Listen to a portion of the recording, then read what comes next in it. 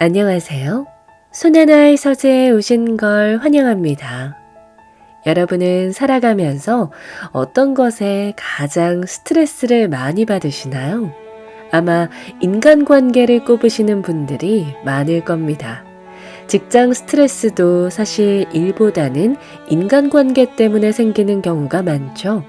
그만큼 인간관계는 생각보다 훨씬 복잡하고 내 뜻대로 되지 않을 때가 많습니다. 나에게 상처를 주는 사람들, 관계를 끊어내고 싶지만 어쩔 수 없이 봐야 하는 관계도 있고 또 그렇게 하나 둘 마음을 닫아버리면 결국 외로워집니다. 인간관계 하나만 잘해도 인생이 훨씬 편안해질 텐데요. 오늘은 큰 도움이 될 책을 가져왔습니다. 모든 관계는 심리학으로 풀린다.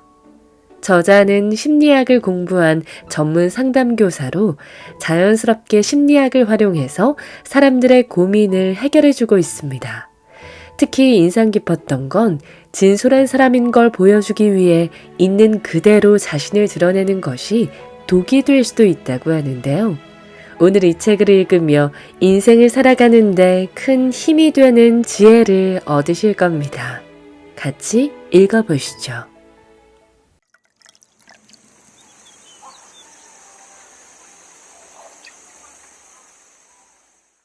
모든 관계는 연극과 같다. 자기 감시와 자기 제시의 법칙. 인간관계에서 주의해야 할 부분 중 하나는 바로 당신의 날것의 모습을 보여서는 안 된다는 점이다. 당신의 소중한 관계를 망칠 수 있다. 언뜻 심한 말 같지만 사실이다. 자식을 목숨보다 사랑한다는 부모님조차 나의 모든 감정과 모든 행동을 다 받아주지는 않는데 하물며 타인이 그런 역할을 해주기를 기대하는 건 헛된 망상이다. 나의 있는 그대로를 보여줘도 될 것 같은 유혹을 느낄 때 그러는 순간 관계는 조금씩 뒤틀린다. 예를 들어 연애 초반에는 호감을 얻기 위해 서로를 조금씩 속인다. 키높이 깔창을 신는다든가 화장을 좀 더 신경 쓴다든가 하는 식으로 말이다. 하지만 시간이 지날수록 자신의 내면이나 있는 그대로의 모습을 보일 때 혹여 상대방이 싫어하는 모습을 보이는 것 같으면 눈치채고 거둘 줄 알아야 한다. 아슬아슬한 줄타기의 시작이다. 있는 그대로의 모습을 좋아해 줄 사람이 있을까? 만일 이게 있는 그대로의 나인걸? 내가 네 마음에 들라고 태어났어? 라는 마음으로 마냥 상대를 대한다면 이는 공동체 관계를 포기하는 것과 다름없다. 또 혹자는 이렇게 말할 수 있다. 자신의 진짜 모습을 보여줘야 진짜 나를 좋아하는 사람을 만날 수 있다고. 물론 그러면 얼마나 좋겠는가. 아마 없겠지만 만일 그런 사람이 있다면 정말 진짜 고마운 사람이다. 하지만 그 사실을 아는가? 대부분은 그 말하는 진짜 모습이 호감일 때 좋아한다는 것을. 우리는 좋아할 만한 것을 좋아한다. 집에서 맛있게 식사를 차려줬더니 얻어먹기만 하고 뒷정리를 안 하는 애인이 있다고 치자. 그런 모습을 온전히 좋아할 수 있을까? 시간이 갈수록 내가 이 사람이랑 결혼해도 괜찮을까? 이러다 독박 가사하는 거 아니야? 하는 의구심이 들 것이다. 앞에서 살펴본 팁 그대로 아주 명료한 경계선을 가지고 있어서 내가 좋아서 밥을 차려준 거고 어차피 나 혼자 먹었어도 뒷정리는 해야 하는 거였고 함께 있는 것만으로도 이 사람은 역할을 다 했다 라는 생각을 가지고 있지 않는 이상 말이다. 슬프게도 삶은 끊임없는 연극 무대다. 사람을 뜻하는 영어 단어 펄스는 연극 배우들이 사용한 가면을 의미하는 페르소나로부터 유래했다. 상대방의 호감을 얻으려면 마치 무대 위의 배우처럼 끊임없이 상대가 좋아할 만한 행동을 해야 한다. 상대를 좋아하는 마음만으로는 안 된다. 상대방이 좋아하는 행동을 내가 해야 한다. 상황에 맞게 행동을 조절하는 자기 감시. 이와 관련해 심리학자 마크 스나이더는 대인관계에서 자기 감시 개념을 주장했다. 이는 사회적 상황에 맞게 행동을 조절할 수 있는 능력이다. 자기 감시 능력이 높은 사람들은 다른 사람의 비언어적인 표정이나 행동 등을 잘 관찰한다. 예를 들어, 오늘 상사가 기분이 안 좋은 것 같다 라고 판단을 내리면 이에 맞는 적절한 행동을 하기 시작한다. 안 좋은 소식을 나중에 전하거나 자신의 행동을 조심히 하는 식이다. 눈치 있게 행동한다. 반면 자기 감시 능력이 낮은 사람들은 다른 사람의 반응에 크게 관심을 두지 않기 때문에 그러거나 말거나 자신이 편한 그대로 행동한다. 옆에서 음식을 쩝쩝거리며 먹거나 자기가 생각나는 말을 상황과 상관없이 이야기하는 식이다. 그렇기 때문에 자기 감시가 높은 사람은 다른 사람들을 잘 관찰하여 좋은 인상을 주고 긍정적인 피드백을 받는다.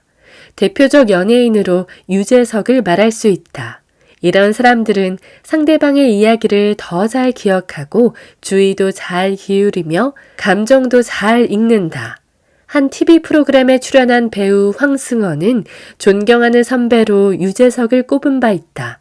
그 이유는 2년 만에 그를 만났을 때 승헌아 라고 이름을 불러주었기 때문이라고 한다. 황승헌은 자신의 무명 생활이 길었던 만큼 자신의 이름을 기억하리라고는 생각지도 못했던 것이다. 이처럼 자기 감시가 높은 사람들은 이걸 어떻게 기억하지? 싶은 것도 잘 기억해낸다. 반면 자기 감시가 낮은 사람은 상황이나 사회적 관계에 조금 둔하기 때문에 주변 사람에게 크게 관심을 두지 않는다. 자신이 말하고자 하는 내용이나 그를 표현하는 방식을 다듬지도 않는다. 이들은 상대방의 반응보다는 그저 자신의 성격, 믿음, 가치관, 기분에 따라 행동하는 경향이 있다. 그래서 거짓말이나 아부도 못하는 편이고 자신의 의견을 고집하는 경향도 있다. 그렇기 때문에 자기 감시가 낮은 사람들은 주변으로부터 부정적인 피드백을 받는 편이다. 대표적으로 한 연예인이 종종 그런 행동을 보인다. 그는 맥락에 맞지 않게 자기 생각나는 대로 이야기를 꺼내거나 상대방의 발언이 마음에 안 들면 뭔 말 같지도 않은 소리야? 라며 불편한 기색을 여과 없이 드러냈다. 그래서 많은 질타를 받기도 했고 그로 인한 자숙기간도 거쳐야 했다. 이처럼 자기 감시가 낮으면 상황에 적절하게 대처하지 못하고 자기가 하고 싶은 대로 행동하기 때문에 극단적인 경우 친구나 연인, 동료, 직업을 잃게 될 수 있다. 어떻게 보일지를 정하는 자기 제시. 인간이 상호작용하는 사회적 동물인 이상 다른 사람 눈에 자신이 어떻게 보여지는지는 매우 중요한 문제다. 그러려면 좋은 인상을 줄 수 있는 방법을 알고 활용해야 한다. 이를 자기 제시라는 방법으로 설명할 수 있다. 자기 제시란 굉장히 포괄적인 의미로 상대에게 자신의 이미지를 조작하여 전하는 것을 말한다. 면접이나 소개팅을 할 때 옷차림과 머리 스타일에 신경을 쓰는 것뿐만 아니라 평상시 일상생활에서 과시나 위협 등도 상대방이 나를 함부로 대하지 않게 하려는 자기 제시이며 눈물, 사과, 아부 등도 모두 다 자기 제시에 속한다. 이러한 자기 제시에는 단기적 자기 제시와 장기적 자기 제시가 있다. 단기적 자기 제시는 그 순간에 그 상황에서 상대에게 영향을 주는 것을 말하고 장기적 자기 제시는 나는 이런 사람이고 싶다 라고 목표를 세워 자신의 이미지를 아주 바꾸어 버리는 것을 말한다. 예를 들어 돈이 필요한 상황에서 상대방에게 아첨을 늘어놓는 경우는 단기적 자기 제시에 해당하고 각고의 노력으로 체형 관리를 하여 자신의 모습을 아예 바꾼 경우는 장기적 자기 제시에 해당한다. 당연히 자기 감시가 높은 사람이 자기 제시도 잘한다. 이들은 상황에서 자신의 이미지를 이끌어낼 단서를 잘 찾아내며 이를 활용한다. 하지만 자기 감시가 낮은 사람은 대부분 원래 자기 모습 있는 그대로 행동하기 때문에 다른 사람에게 보여주고자 하는 자기 제시가 없다. 이런 능력은 직장 내에서도 당연히 차이가 난다. 자기 감시 능력이 높은 사람은 상황 파악과 판단이 빠르고 구성원들에게 관심을 가지기 때문에 여러 사람들의 갈등 관계까지 잘 알아챈다. 다양한 정보도 잘 얻어내는 편이며 상사의 눈에도 잘 띄기 때문에 승진이 빠를 가능성이 높다. 반면에 자기 감시 능력이 낮은 사람은 승진이나 권력보다는 심리적 안정성을 더 선호한다. 솔직히 말해 나만 편안하면 아무 문제를 못 느낀다. 따라서 다양한 사람들과의 관계보다는 자신과 비슷한 사람과 좁고 깊은 관계를 더 편하게 여긴다. 자기 제시를 설정하는 법. 자기 제시는 상당히 포괄적이라서 포괄적인 방법을 이야기할 수밖에 없다. 사람마다 원하는 자기 제시도 다 다르다.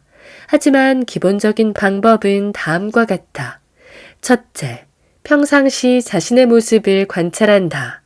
현재 자신의 모습이 다른 사람에게 어떻게 보이는지 긍정적 피드백을 받는 부분과 부정적 피드백을 받는 부분은 무엇인지 파악해 놓는 게 좋다. 둘째, 부정적 피드백을 받는 부분에 대해 대체 행동을 찾아놓는 것이다. 이는 무조건 바뀌라는 의미가 아니라 똑같은 상황에서 다르게 대처할 수 있음을 아는 것이다. 그렇게 하면 같은 상황에 마주했을 때 이전과 다른 행동을 선택할 수 있다. 셋째, 틈틈이 책이나 영화를 통해 인문학적 감수성을 높이는 것도 도움이 된다.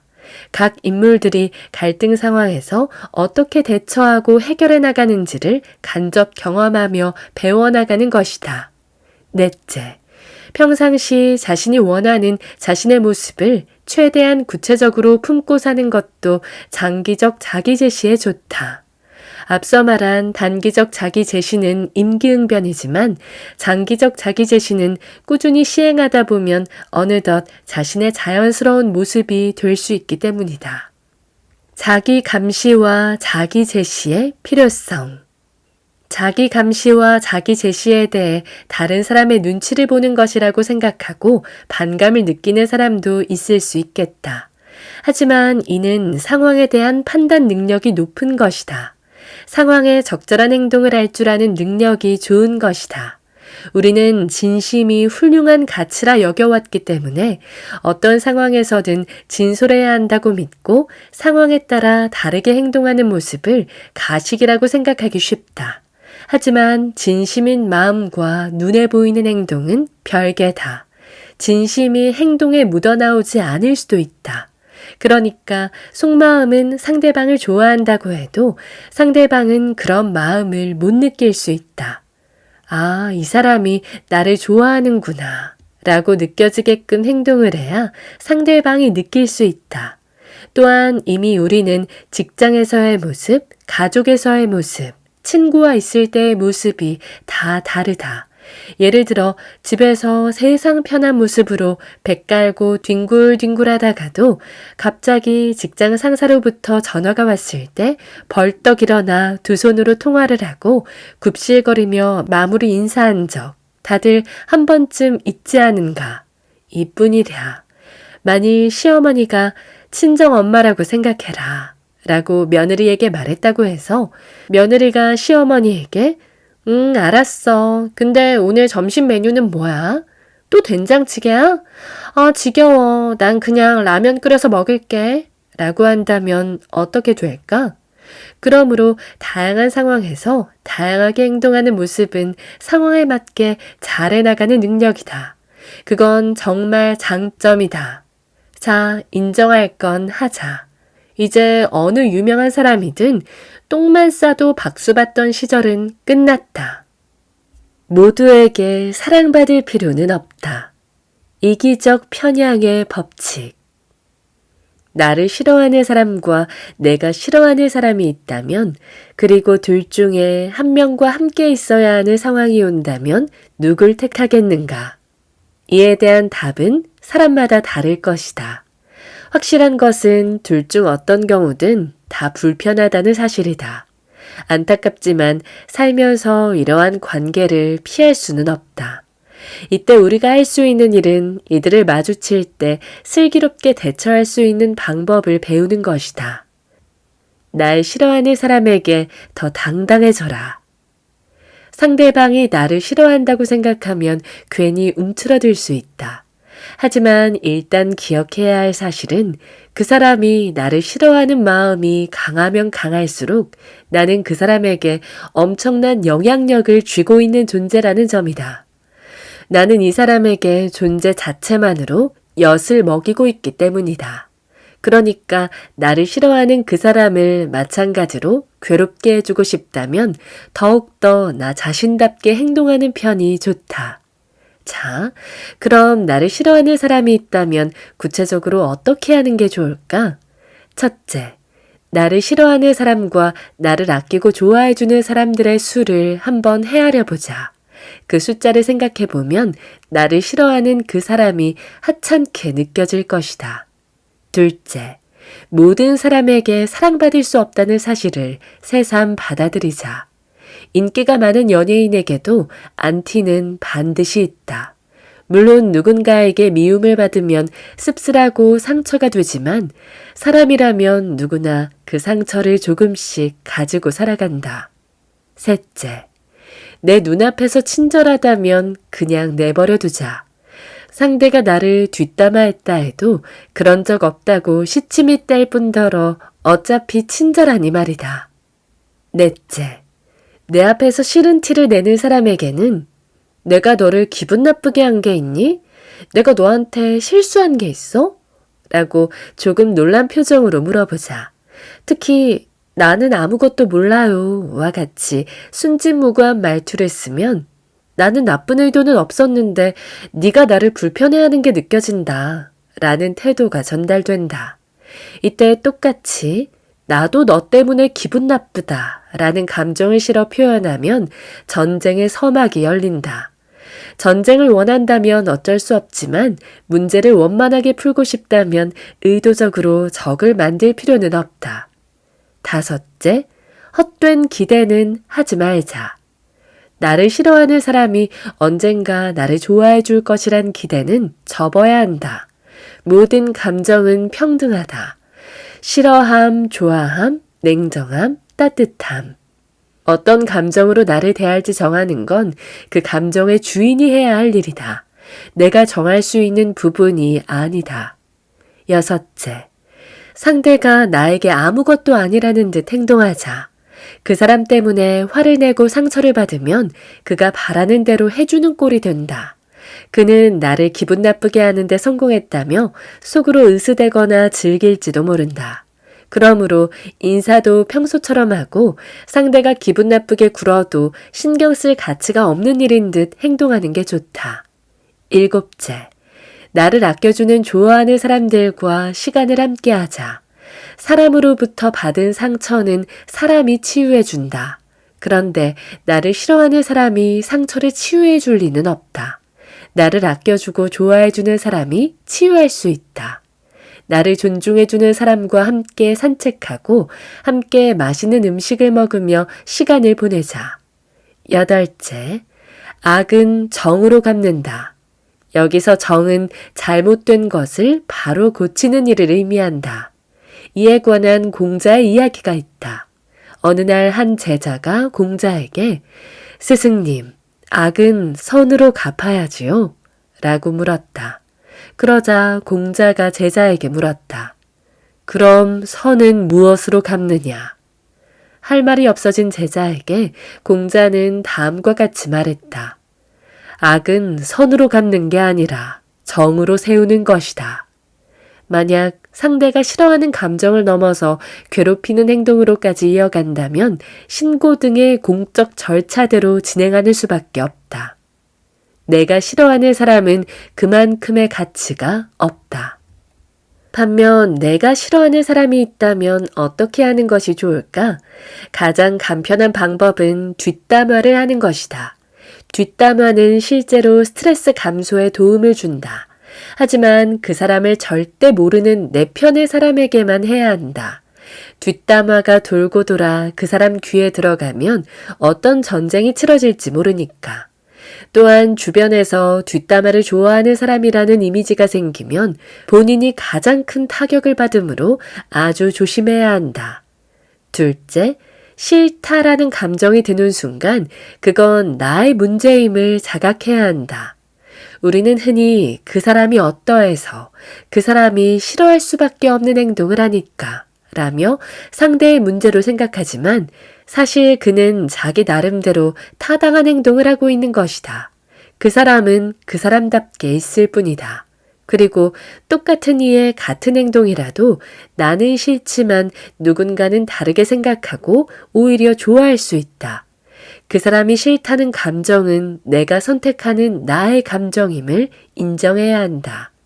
셋째, 그 사람이 싫은 이유를 살펴본다.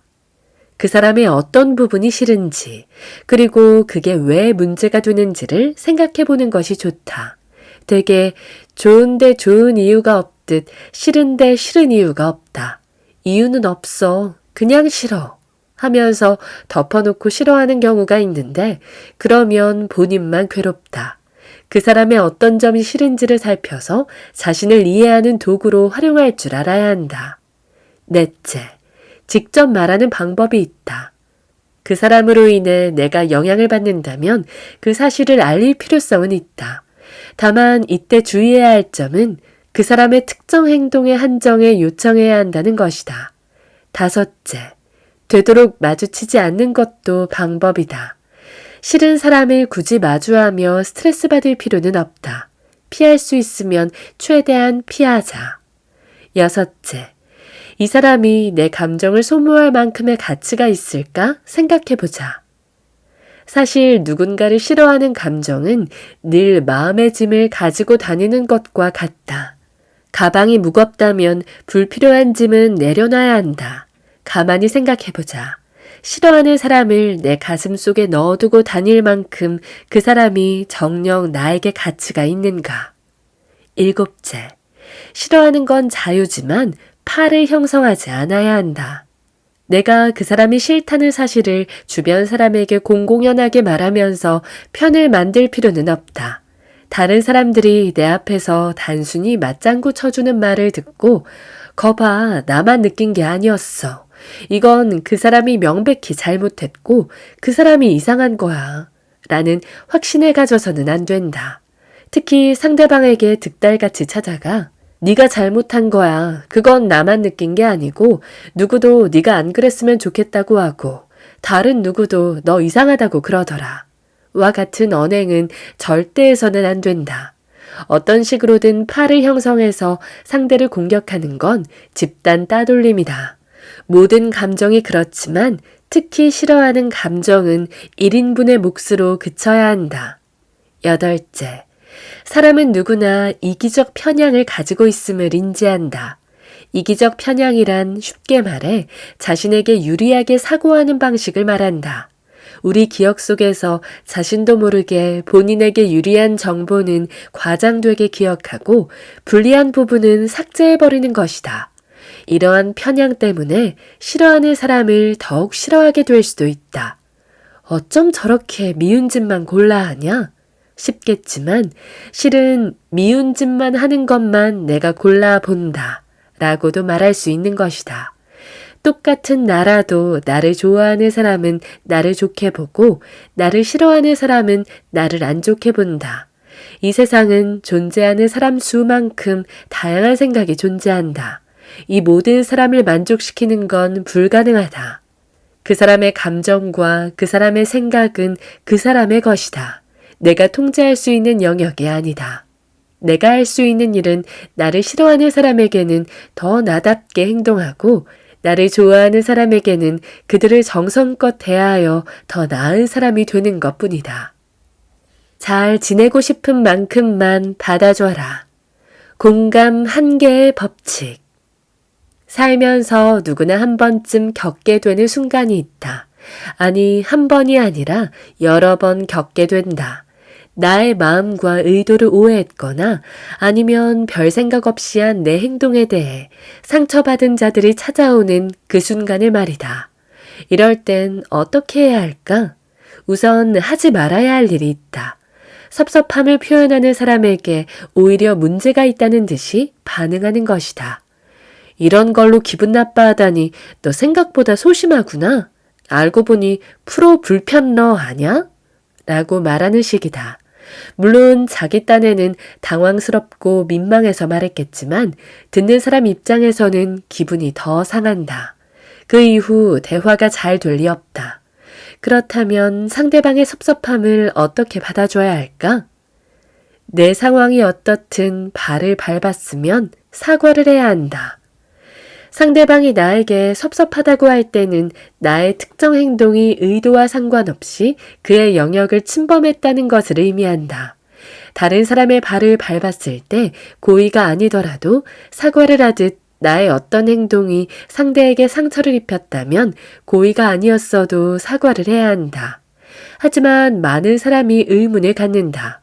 일부러 그런 게 아닌데 왜 내가 사과를 해야 해?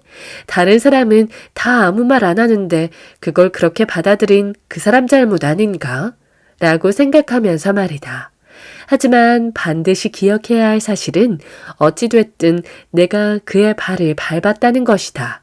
상대방의 섭섭하다는 표현을 반복적으로 무시하면 극단적인 경우 그 사람이 아무 말 없이 당신과 멀어지는 상황을 경험하게 될 것이다. 당신에게 섭섭한 마음을 전하기까지 상대도 나름대로 고민을 한다. 평상시 친분, 상대의 성격, 기분 나쁨의 정도, 상황의 적절성, 앞으로의 관계 등을 종합적으로 고려해 전달하는 것이다. 섭섭한 점에 대해 쉽게 말을 꺼내는 것처럼 보여도 결코 쉬운 길은 아니었다는 말이다. 물론 상대방이 섭섭함을 표현하면 당시에는 놀랍고 벙찐 기분이 먼저 들 것이다. 잘 흘러가던 연주곡을 갑자기 일시 정지한 기분, 아무 문제가 없다고 여겼던 일에 대하여 누군가가 불편함을 느꼈을 때의 그 당혹감. 하지만 상대방의 이야기를 잘 들어보면 그 나름의 이유가 있다. 단박에 이해되지 않더라도 말이다. 나의 경우 20대 초반 시절 처음 보는 친구 동생에게 와, 동생분 너무 예뻐요. 내 친구보다 더 예쁘다. 라는 말로 인사말을 건넸다가 그날 밤 친구로부터 장문의 문자를 받은 적이 있다. 그 친구는 너는 자매가 아니어서 모르겠지만 으로 시작해서 우리 부모님조차도 누가 누구보다 더 예쁘다는 말을 안 하신다. 앞으로는 이런 일이 없었으면 좋겠다. 라고 글을 끝맺었다. 나로서는 친구의 동생에게 환영의 의미로 인사말을 건넸는데 그만 잘못된 방법을 사용해서 의도하지 않게 친구에게 상처를 준 셈이 되어버렸다. 나는 곧바로 친구에게 사과했다. 물론 솔직히 말해서 그때 당시엔 친구의 말이 다 이해됐던 건 아니다. 자매는 정말 그런 말 들으면 기분이 나쁜가? 난 무안하라고 그런 말 한 게 아니었는데. 뭐 이런 생각을 했던 것 같다. 하지만 그날 난 비교를 이용한 칭찬이 나쁘다는 사실을 단박에 배웠다. 더불어 외모에 대한 것도 아예 말을 안 하는 게 차라리 속편하다는 교훈도 얻을 수 있었다. 그 친구가 그렇게 용기 내서 나에게 섭섭함을 표현해주지 않았더라면 나는 또 누군가에게 본의 아니게 상처 주는 말을 내뱉고 다녔을 것이다. 그런 의미에서 누군가에게 섭섭하다는 말을 듣는다는 건 어쩌면 지금보다 더 나은 나를 만들 수 있는 기회가 찾아온 것인지도 모른다. 공감 없는 사과는 하고 나서도 괴롭다. 앞에 내 사례는 명백히 나의 잘못이라고 인정이 됐기 때문에 곧바로 사과를 할 수 있었던 경우다. 또한 그 친구의 원하는 바가 내가 할 수 있는 영역 안의 일이었고 나도 충분히 사과할 의향이 있었기 때문에 이후 대화가 원활히 진행됐던 것도 있다. 그런데 문제는 살다 보면 아무리 생각해도 상대에게 사과하고 싶지 않을 때가 생긴다는 점이다. 섭섭함을 표현한다는 것은 자신의 솔직한 감정을 상대방에게 건넸다는 뜻이다. 그런데 이때 아 그래? 알겠어. 정도로만 반응한다면 상대방에게는 그저 상황을 넘기려고 한다는 느낌을 준다. 실제로 그런 말에는 네가 기분 나빠하는 건 알겠는데 그걸로 굳이 너에게 사과까지 하고 싶지는 않다. 라는 속마음이 담겨 있기도 하다. 괜찮다. 어쩔 수 없다. 본인이 아무리 생각해도 사과하고 싶지 않다면 사과하지 않아도 된다. 그건 상대방의 입장에 제대로 공감이 되지 않아서 생기는 일이다. 우리가 상대방의 발을 밟았을 때 순간적으로 죄송합니다 라는 말이 나오는 것은 그의 아픔에 공감이 되기 때문이다. 그런데 공감이 제대로 되지 않은 상태에서 분위기상 사과해야 할 것 같아 사과를 해버리면 돌아서서 내가 왜 사과를 한 거지? 도대체 내가 뭘 잘못한 거지? 라며 오히려 내가 기분이 상하게 된다. 상대의 마음이 공감될 때까지 묻고 또 묻자. 원만한 관계를 유지하려면 사과가 필요한데 상대의 마음에 공감이 되지 않아 사과하고 싶지는 않다. 이럴 땐 어떻게 해야 할까? 물어봐야 한다. 공감될 때까지. 우리는 타인이니까 서로의 마음을 모르는 게 당연하다. 그런데 이때 너는 왜 그렇게 생각하는데? 라는 말투로 시작해버리면 물음이 아닌 비판과 공격이 된다. 지금 네가 하는 말을 내가 더 잘 이해하고 싶어서 그러는 건데 정도로 시작하는 게 좋다. 그리고 지금 네 말은 이러하다는 거지? 내가 잘 이해한 게 맞아? 라며 부드럽게 확인한 후 자신의 생각을 말하면 된다. 덧붙여 내 이야기가 하고 싶을 때는 일단 그 사람이 섭섭함을 다 이야기할 때까지 듣는 게 좋다. 이때 영 듣기 힘들면 표정을 심각하게 하고 머릿속으로는 지금 기분 좋은 곳에 있다고 마인드 컨트롤하는 방법도 있다. 그 후에 네 입장에서는 그랬구나 하며 먼저 반응하고 그런데 내 입장에선 이랬어 를 나중에 이야기하는 것이다. 내 행동이 너에게 불편함을 줬다니 미처 예상하지 못해 나도 놀랐다. 라며 자신의 솔직한 감정을 곁들이는 것도 좋다. 섭섭함을 표현할 때도 예의가 있다. 그럼 반대로 상대에게 섭섭함을 표현할 땐 어떻게 하는 게 좋을까? 우선 다른 사람이 다 있는 장소에서 공개적으로 말하는 것만은 꼭 피해야 한다. 그러면 조용히 대화로 끝날 일도 상대의 자존심에 상처가 나 괜히 일이 커진다. 섭섭하다는 표현은 1대1로 해야 한다. 특히 혼자 말하기 어렵다고 여러 사람과 함께 우르르 몰려가서 한 사람에게 말을 쏟아내는 것은 거의 집단 폭력 수준이다. 또한 상대가 공격받는다는 느낌이 들지 않도록 말을 꺼내야 한다. 물론 말처럼 쉽지 않다. 내가 왜? 왜 나만 기분 나빠해야 해? 왜 이 사람 기분까지 신경 써야 돼?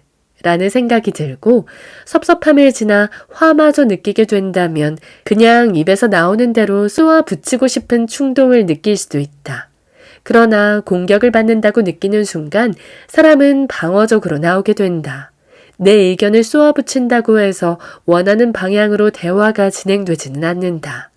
상대방을 공격하는 것 자체가 목적이라면 몰라도 말이다.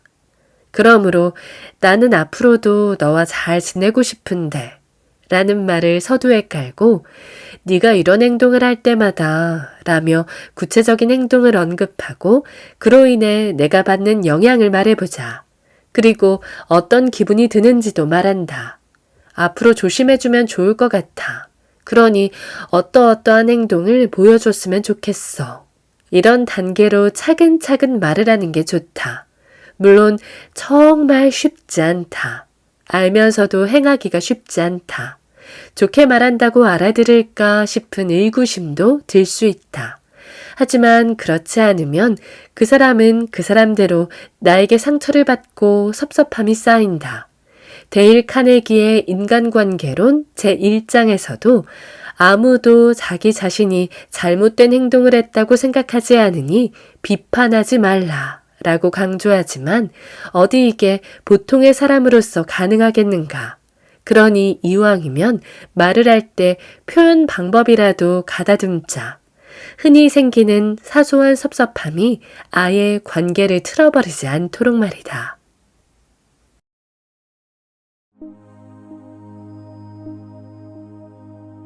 오늘 저와 함께한 시간 어떠셨나요? 편안한 시간이 되었길 바라며 또 들러주시길 기다리겠습니다.